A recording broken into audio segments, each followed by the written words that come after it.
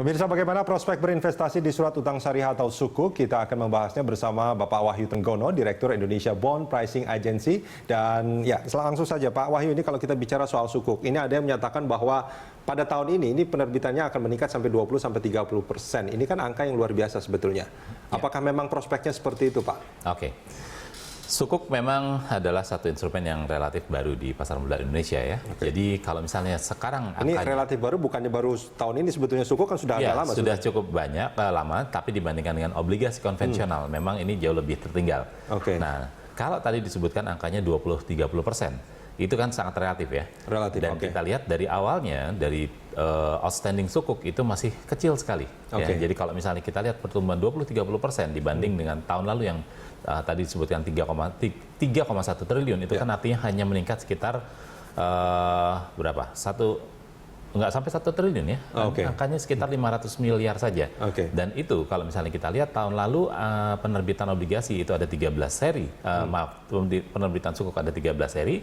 Saat ini kita baru mencatat ada 3 seri penerbitan obligasi per tahun ini, Sukuk ya. Jadi kalau misalnya kita lihat memang pertumbuhan dari penerbitan Sukuk ini masih belum secepat dari peers-nya, yaitu adalah penerbitan obligasi korporasi yang konvensional maupun penerbitan obligasi pemerintah yang konvensional maupun yang... Ini karena literasinya yang memang kurang atau sebetulnya ada hal lain yang membuat peningkatan ini akan jadi lebih tinggi sebetulnya? Ada beberapa hal. Yang pertama tentunya adalah terkait dengan pemahaman dari masyarakat. Ya. Masyarakat ini bisa semua ya, kita libatkan apakah dia sifatnya investor, apakah dia calon emiten, penerbit Sukuk yang akan menerbitkan Sukuk, dan juga dari sisi underwriter yang siap membantu penerbitan Sukuk. Nah, kalau misalnya kita lihat dari 3 komponen ini, itu memang masih tantangannya masih berat. Karena memang Sukuk itu butuh pemahaman lebih mendalam terkait dengan kontrak-kontraknya, terkait dengan akad-akadnya, apakah misalnya ijaroh itu apa, kemudian musyarakah, mudarobah, istisna, itu banyak istilah yang masih terdengar asing di pasar,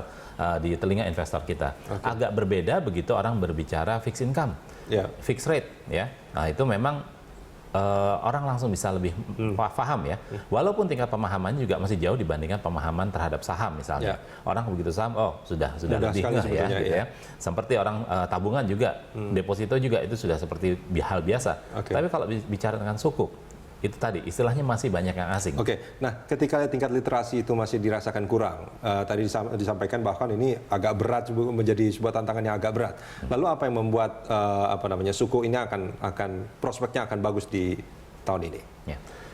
Dari sisi yield, ya kalau misalnya kita bandingkan antara yield obligasi pemerintah dengan obligasi korporasi saja, obligasi korporasi lebih tinggi. Ya.